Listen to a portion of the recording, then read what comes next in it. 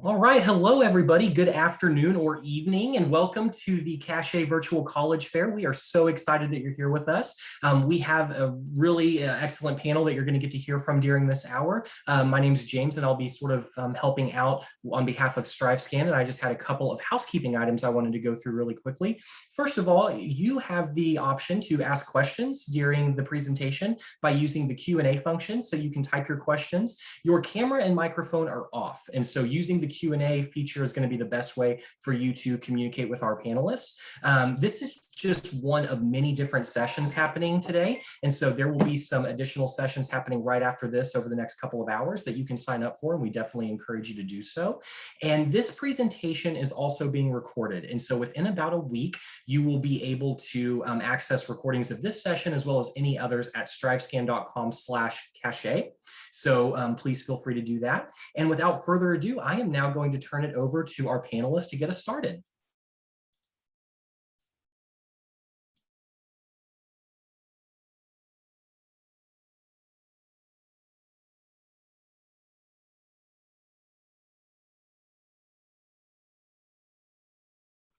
Good evening, everyone, and welcome. Thank you so much for joining us. Is everybody seeing the screen? If I can just get a thumbs up from my panelists. Okay, excellent.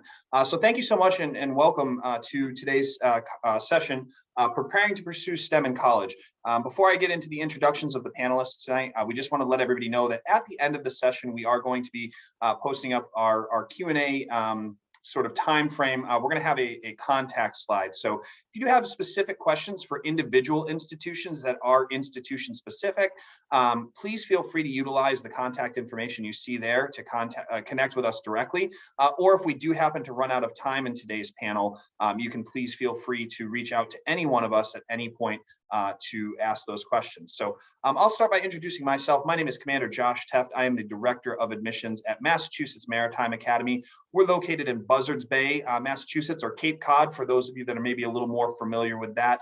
And we have a student enrollment of approximately 1,600 on campus. I'm going to kick everything off to Emily.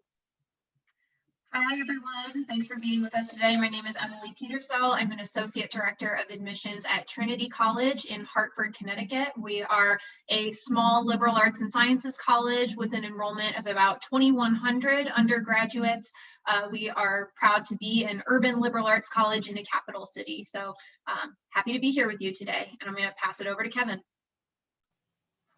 Hey everyone, thanks for joining us again tonight. My name is Kevin Fay. I'm one of the assistant directors for undergraduate admissions at the College of New Jersey, which, if you're not familiar, is a medium-sized comprehensive liberal arts institution that does offer pre-professional programs as well. We sit geographically right in between Philadelphia and New York City, and we offer over 50 different degree programs primarily focused on the undergraduate student experience.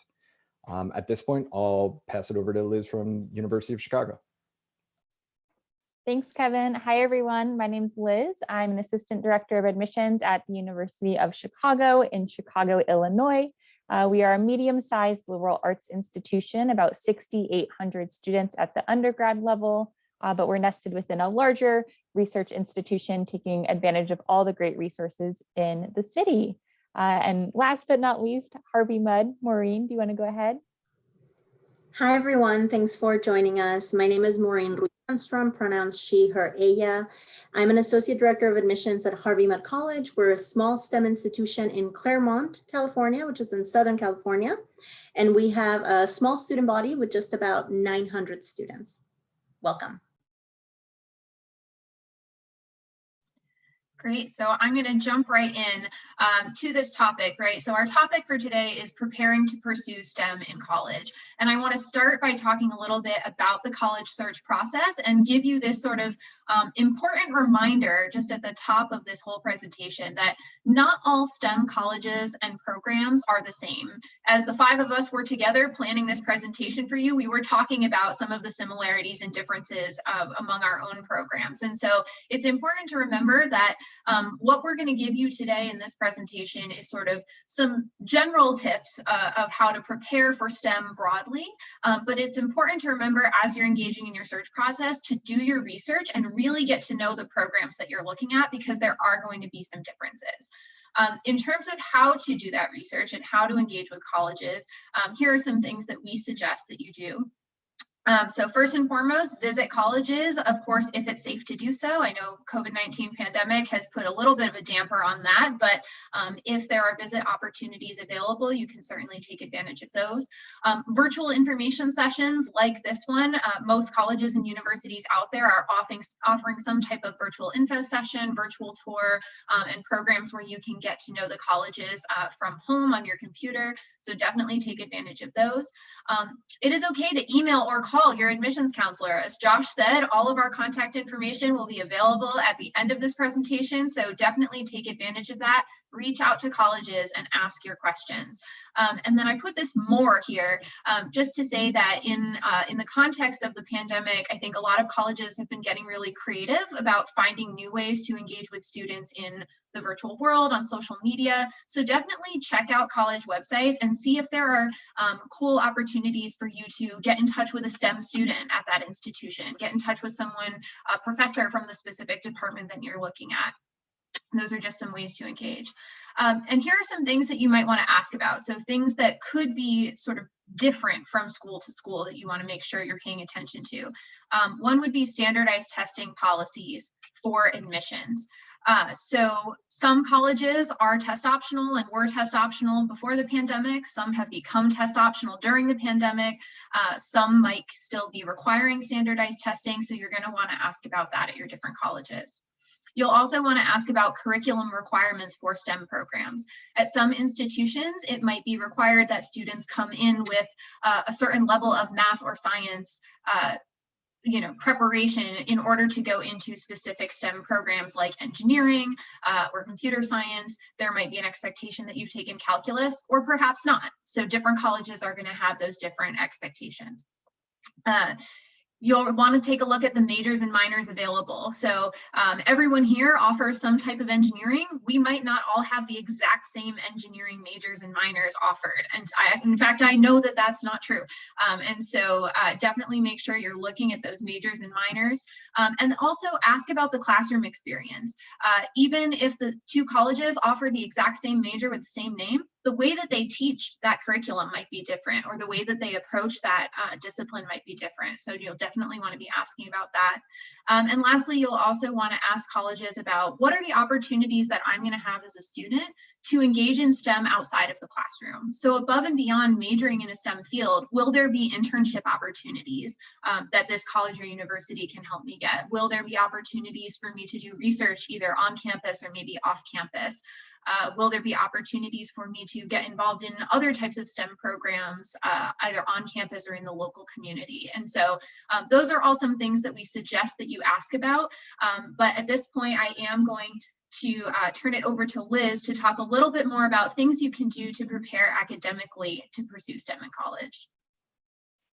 Thanks, Emily. That was a wonderful introduction. And again, just to reiterate, my colleagues and I all work at very different types of institutions. And so we will be looking for different things on your application if you apply to our engineering programs. But this is going to be general advice of how you can become a more competitive applicant in STEM overall. I'd say by and large, we want students who are taking advantage of curricula at their high schools. Now, the important thing is that as admissions counselors, we never expect you to be doing things that are not available to you. Most of us, in addition to being very excited to share STEM opportunities with students around the country, most of us also have a regional area that we cover. So for example, for the University of Chicago, I read all of our applications that come in from Oklahoma and Texas. So that means that I'm very familiar with the high schools in those areas, and I know what to expect on the transcripts. If you go to a high school with 25 AP or IB or honors classes, I'm probably going to want to see that you take advantage of some of those.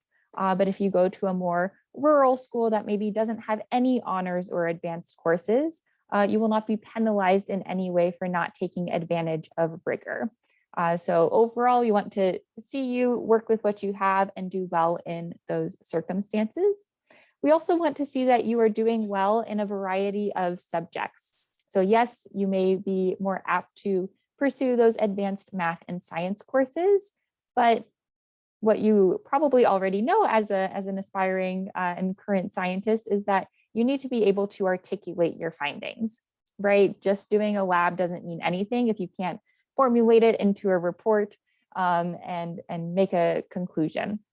So we want students who are also going to be strong writers, who are able to critically read, write, and think across a variety of disciplines. So don't completely disregard those humanities and social science classes in high school. And especially for those of us, I know a lot of my peers on the panel come from liberal arts institutions. It's very likely that when you get to our campuses, you will still be having to take humanities and writing courses. So just be prepared for that.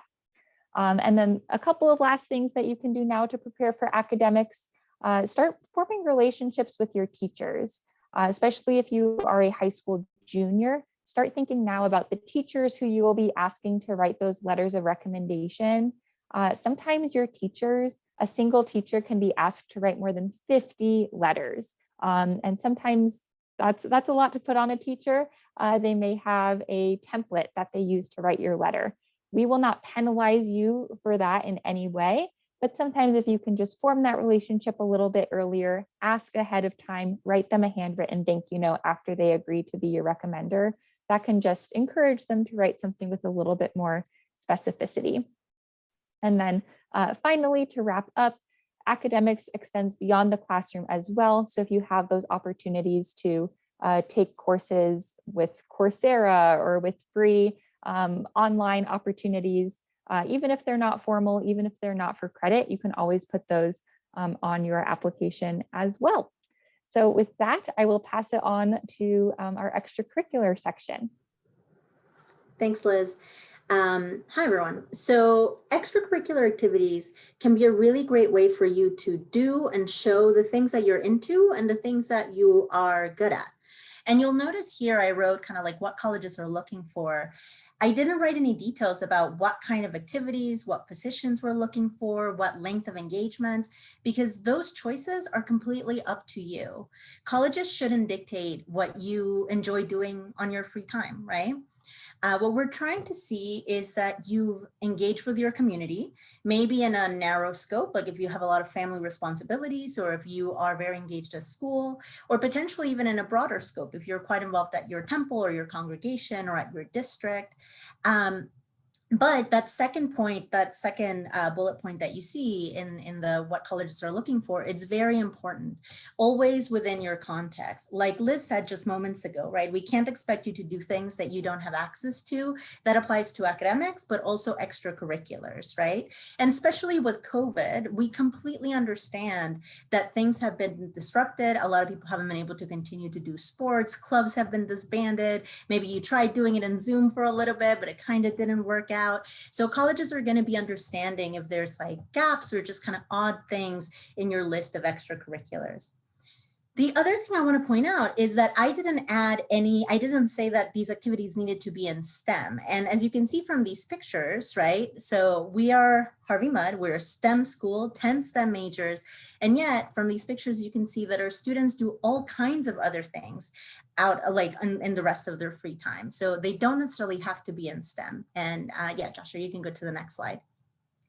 So if you do enjoy or are interested in STEM extracurriculars, that's great. STEM extracurriculars can be a really great way for you to explore different things and to kind of figure out what fields are more appealing to you. So they can almost even help you a little bit with your college search, if that makes sense. And there's so many ways to become involved in STEM. There's a lot of long-standing organizations or competitions that happen on a yearly basis. A lot of high schools will have clubs, be it more general clubs like the science club or the math club, or more specific ones like the chemistry club or the astronomy club. If your high school doesn't have those, you can also just reach out to them and ask, what would it take for you to get some of those started? And that is kind of tied to one of the points in the previous slide about showing initiative, right? If you're really interested in sharing STEM or supporting people in their STEM journey, you can become a tutor. You can maybe look into opportunities to be a counselor in maybe a STEM camp for elementary school students. Science communication or SciComm is really popular right now, that idea that it's crucially important to communicate STEM in just a way that makes sense to the general public so they can really understand it. And that's something you can pursue on your own, right? Hashtag SciComm, that's literally the hashtag that people use.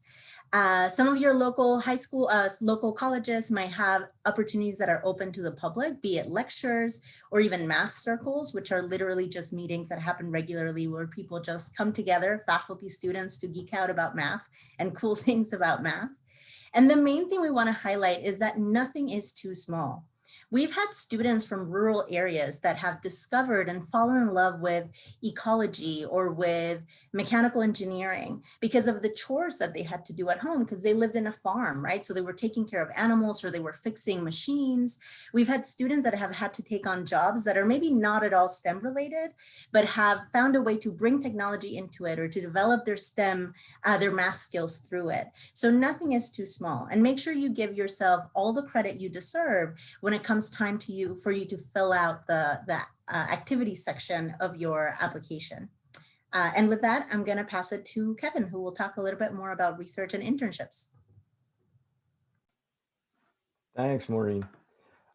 This slide obviously probably comes as no surprise to many of you on the call and should likely be an expectation of exposure to the fields that you all apparently have an interest in if you're joining this CACHET event. And really, when we met to set up this presentation, we really divided the ideal real-world opportunities that students can take advantage of into essentially three categories. One being research, two being exposure directly to the field that you're actively pursuing, whether that's through internships, fellowships, or even job shadowing opportunities, which I'll talk about in a little bit more detail, as well as pre-college programs, structured programs, similar to maybe the summer programs that Maureen just mentioned now, that you all may, again, already know about, but if not, there are certainly opportunities you can pursue in each of those. Now, I will say among the research experiences, in all honesty, these may very well be the most difficult to obtain and maybe in limited supply, but that doesn't mean you shouldn't actively pursue them. And I suggest that you at least start in your immediate school community. Connect and take advantage of your school counselors who have worked with students in the past who had similar academic areas of interest and what they did to prepare and pursue those research opportunities. Connect with your STEM related teachers to see if they potentially came from industry prior to teaching, or if they have connections in STEM fields that they can set you up with, as well as upperclassmen, students who have, even if they're not still in high school with you, if you have close ties to students who graduated from either your high school or other regional high schools who may have pursued these experiences, they can be a great resource for you as well.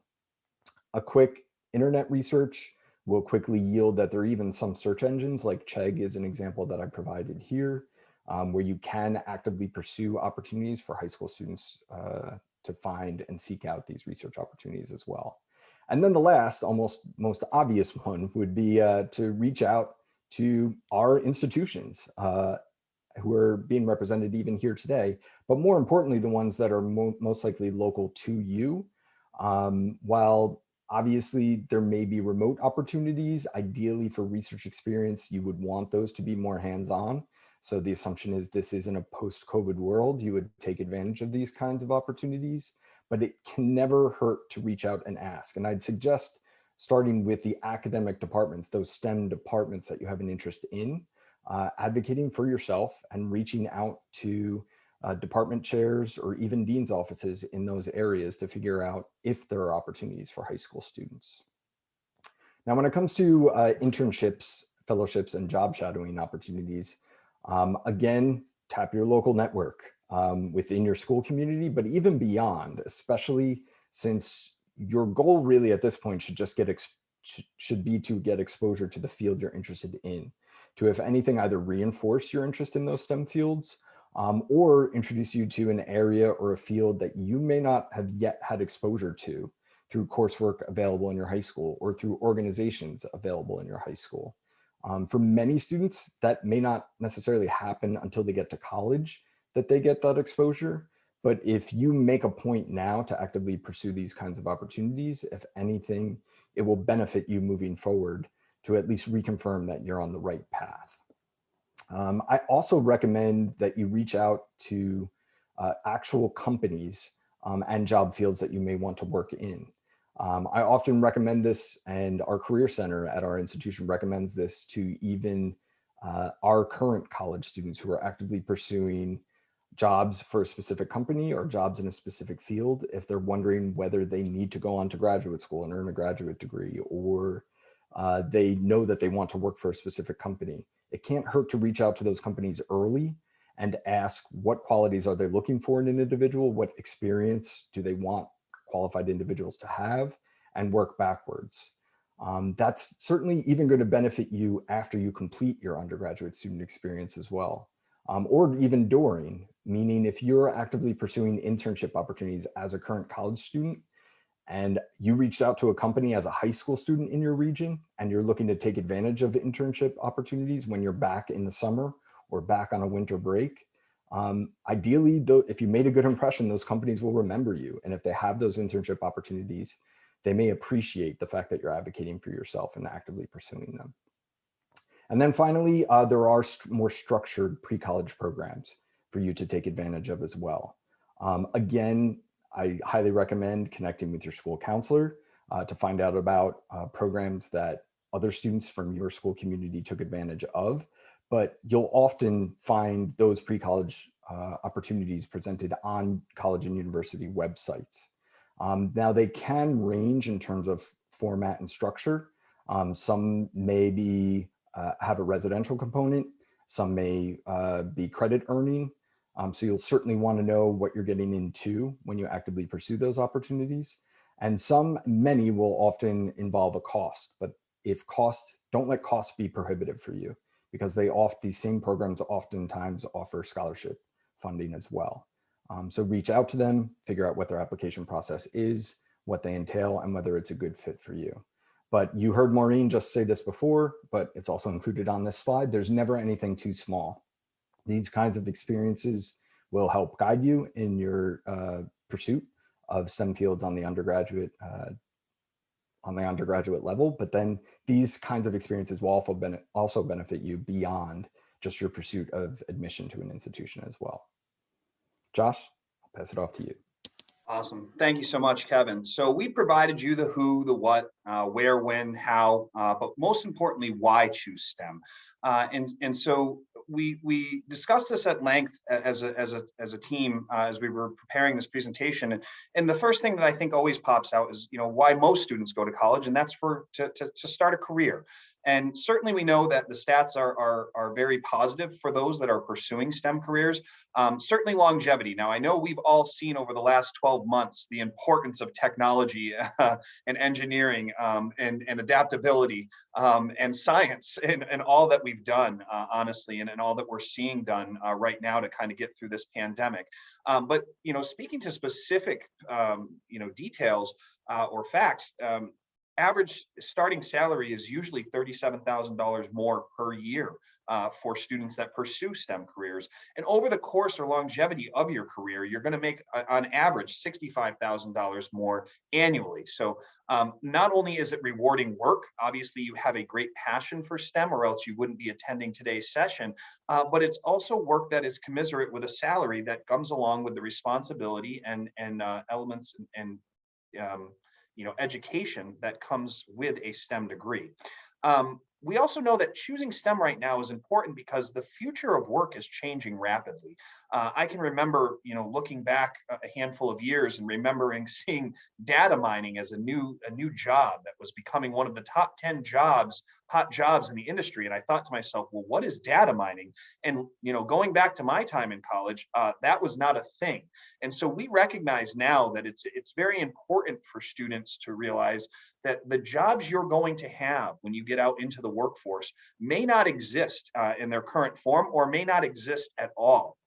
And so having a solid, strong STEM background, the ability to critically think, analytically think, dissect, and use some of the appropriate STEM approaches to how work is done is going to serve you very well in the long haul. And then most importantly, as has been mentioned by a few of my colleagues already, you have a very nice cross-section of STEM institutions on this presentations panel today. Some that are more liberal arts based, some that are more engineering based, but really committing yourself to becoming a lifelong learner. And I think striking that important balance is very critical for your success moving forward. Honestly, understanding what the appropriate levels of liberal arts are in conjunction with the STEM, to again reiterate Liz's point earlier of making yourself a very articulate STEM contributor, and then making sure that you have strong communication skills and becoming a strong team member.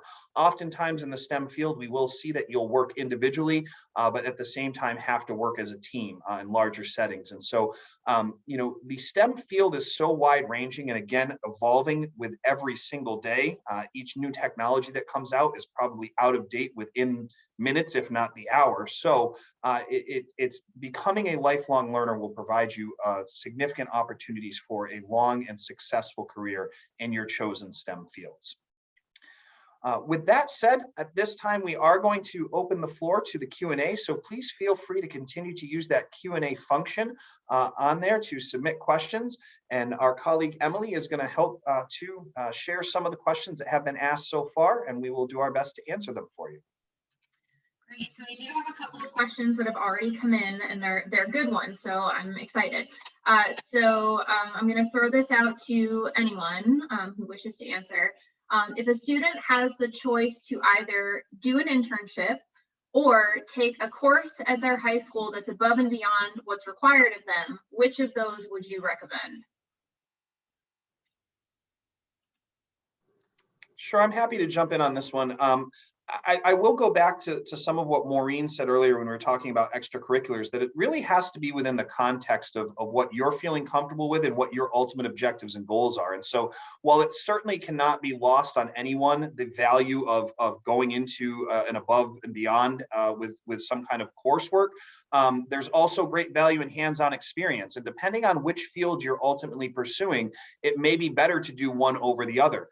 This is another great opportunity to potentially look into some of the things that Kevin spoke about, speaking to potential employers that you may be interested in for your future careers. What would they like to see? Or more importantly, what would your admissions counselor recommend? Again, you may be applying to a variety of different schools that come across with different approaches to their educational philosophies. And so by allowing yourself to connect with that admissions counselor and get a better feel for what that institution is specifically looking for from you, I think will serve you very well and may help guide you. But again, do it within your context. What are you comfortable with? What are you capable of? That's certainly an important discussion. If you're already taking 3 or 4 AP or higher level IB classes, or maybe you're in dual enrollment and adding this extra thing might become a little bit too much to handle, it might be more appropriate to say, you know what, I'll set the class aside and take the hands-on learning experience of the internship, or vice versa. So really utilize your own context, but all the resources around you to make the best and most informed decision. Great. Thanks, Josh. So I'm going to throw another one out there. And I'm going to sort of re-paraphrase this, what I think they're saying. So I mentioned earlier on that some majors and some programs might have certain academic requirements for entry. So for example, you might you'd be looking at a college that requires you to have taken calculus in order to be admitted to the engineering program, right? What should a student do if there are course requirements like that for the major they want, but those courses are not available to them at their high school? So if a program is demanding calculus, but calculus is not taught at their high school, what should they do? I can take this because that's definitely the case for Harvey Mudd. We actually require for every single incoming freshman that they take a year of calculus, chemistry, and physics at any level. And if you have more questions specifically about that, just send me an email. But yeah, so what we normally see students do is they'll reach out to see, the first thing I would recommend is reach out to the admission officers from that institution, because they'll be able to tell you kind of what approach other students have taken, or what loopholes, I guess, are that may allow you to go around it. So for example, at MUD, we do require those classes, but we do grant a couple of conditional admits if you're missing physics, or let's say if you're missing chemistry, where you might still be admitted with the condition that you take that course over the summer. So perhaps other institutions that you're interested in might have something similar. Also, depending on your district or on your location, you may have access to sometimes even free courses in like the community college system or something like that. I know that's the case here in California. We've seen some students that will take courses even pre-pandemic, before it was a thing that everyone was doing, that were taking those courses online through different programs. So definitely reach out to the admission officers at the college that you're looking into, because they'll have some specific guidance for you. Great. Anyone else, anything to add on that? I thought that was pretty good. Thanks, Maureen. So I have a couple of different questions here that I'm going to sort of combine into one question, which is really about taking courses outside of school, right? So Maureen, you just kind of mentioned, you started to talk about this a little bit. We have a couple of questions here. So if I've taken online courses, but I can't really afford to pay for the credit or the certificate, right? Sometimes those come with a fee. Is there a way to prove that I've taken it without getting that certificate, without having to pay for the certificate? And then there's another question here, which Maureen started to touch upon. Are community college courses also a sufficient way for me to expand my knowledge of STEM? Sure, I'd love to jump in here, Emily. I think the important thing to remember is that as your admissions counselors, we are on your team. We are advocating for you.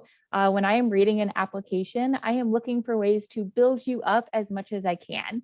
So we are not being nitpicky on our end in terms of, oh, because the student didn't do an internship, or because the student didn't have a summer credit, a summer class that was for credit, we can't admit them. It's kind of to what Josh's point was before, like for some students an internship will be better, and for some students that in-school class will be better.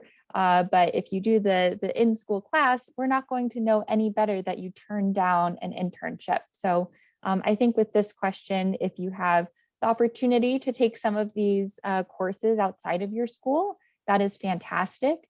I think admissions counselors are very keen to hear about that, whether you put it on the activity section. Maybe you send us a screenshot. Maybe you send us a certificate that's not for credit. We see more students now who are doing courses like Schoolhouse World. That's a new partnership that Khan Academy put out, where you can either tutor students in calculus or statistics, or if your school doesn't offer those subjects, you can be a student and get tutored in those subjects. And at the end, you get a certificate. And for the most part, I think I can speak for a lot of my colleagues here. If you can upload that via your institution portal, or if you can send it to us via email, we will consider as many things as you would like us to. So I hope that helps answer the question. I don't know, Emily, if you have anything to add, or any of my other colleagues. I do have one quick thing. And y'all can correct me if like your office handles this differently, but I don't need a certificate to believe you. Like if you tell me you took this class online, I'll believe you. I'll believe anything you put in the application. In some schools, perhaps that certificate might be important if you're looking to get credit for a course, but always just make sure that you check in with the schools that you're applying to, because maybe they don't actually even give credit for anything, right? Like, so for MUD, for example, we don't give any automatic credit, whether you have a certificate or not. You'd have to try to place out when you're here at MUD, when you get to MUD. So that's another thing to kind of keep in mind. Yeah, and I'd love to just double down on what Liz said to start out her answer, which is, our goal is to qualify, not disqualify. So, you know, I know both Kevin and Maureen mentioned it specifically in their slides that there's nothing too small. You have to let us know about it. And I will say that, you know, being humble in life is certainly a great quality to have. Your college application process is not the time for it. You need to brag, you need to advocate, you need to let us know all of the amazing things you're doing. And even when you think it might not be that important, go ahead and say it. I often use the example of a student, putting on an application that they house sit for someone. That person is turning their entire home, all of their worldly possessions over to you. And maybe you're taking out the dog or feeding the cat or whatever it might be. They are putting an incredible amount of trust in you. And so to Maureen's point, when you tell me that you took a course over the summer, but you don't have a certificate to show for it, and you back that up with the fact that somebody trusts you enough to turn their entire home over to you for a week while they're away out of the country and take care of their animals, I know that you're a trustworthy person, and I'm going to trust that what you're telling me is genuine. And that's what we're looking for, is that genuine trust to build during the application process. Great. Absolutely in agreement with everything my colleague said. Staying on the topic of courses, this should be a quick and easy one. I'll actually take a stab. Do colleges have a preference for AP versus dual enrollment classes? I'm going to generally say no, and I think all my colleagues will agree. I see a lot of shaking heads. So going back to what Liz said when we talked on the academic slide, we are never going to penalize you for things that are not available to you. Some schools offer APs, some offer dual enrollment, some offer neither, some offer both. Both dual enrollments and APs are showing us that you know how to do college level work and that you're pushing yourself to engage with college level work while you're in high school. And so I think either of those would be, counted as sort of you're challenging yourself and you're taking those rigorous courses. I'm gonna throw another one out there. And these are some related to what Kevin talked about with the internships. We have quite a lot of questions about internships and research. So if you're not sure exactly what major or specific field you want to pursue, but you know you want to pursue STEM, what can you do in high school to gain exposure to different fields in order to figure out what you might want to focus on? Again, I would highly recommend that students connect with their STEM teachers in their school community to talk about not only what fields they're aware of that their students, their prior graduating classes have gone on to work in or to pursue on the college level, but also if that teacher really knows you well, or your school counselor really knows you well, they may have a sense for where your strengths lie or what interests really are helping guide you towards STEM as a specific field. The other thing I noticed at looking through a bunch of the questions that I did just want to highlight on is, again, I wanted to reiterate that a lot of those real world opportunities are undoubtedly going to be harder to come by. And there's no expectation, I'm sure I speak on behalf of all of my colleagues here, there's no expectation that students have to have those experiences in order to be considered valuable or qualified to be a member of their campus communities in their STEM programs. We just wanted to mention that as opportunities for kind of value added. If you find that those opportunities are available to you and you actively seek them out, then don't shrug them off because they can be valuable to inform your experience. That was going to be my follow-up question, Kevin, is what if those opportunities are not available? What do I do? And I think the general answer is it's okay. These are not, what we're listing here is things you can do to engage with STEM and prepare. We don't have any expectation that anyone on this call is doing every single bullet point on every single slide, right? We know that there are limitations on what might be available to you, but these are some suggestions for how to engage. Let's talk a little bit about extracurricular activities. I have one here. Instead of a long list of activities, if I have done one STEM activity over many years and really excelled at it, how do you evaluate that? Would having a small activity list hurt me in the admissions process? Happy to jump in to start. No, and I think, again, this goes back to the context comments that we've made so far today. I know personally for me, I'd much rather see you actively involved in a smaller number of activities and clubs or organizations and be more involved in them, have more meaningful roles than it would be to stretch yourself so thin where it's like, oh, well, I've done, a little bit of a lot of things. and instead of, you know, getting really actively involved in something you're genuinely passionate about. So I don't think it's necessarily something that you would be penalized for. In fact, I would say that we really embrace that, and we prefer to see something that you're passionate about. It helps provide some extra context to who you are, the individual, not just the academic, because that is something that we are looking at as well. Who is not only qualified to be here academically, but who's going to be the right fit for the environment of our institutions. And so any of those details you can provide in whatever context you can provide them, whether that comes by a resume or in many cases for a lot of college applicants, a list of activities, because a formal resume may not be appropriate or even attainable because maybe you've only had 1 or 2 part-time jobs as a young adult. So a list of activities provides you a little bit more flexibility to let us know all the things that make you who you are. And I think, again, if you're excelling in a specific area, if it's a shorter list, that's perfectly acceptable. You know, but we love to see you be involved and be involved in the things that you care about.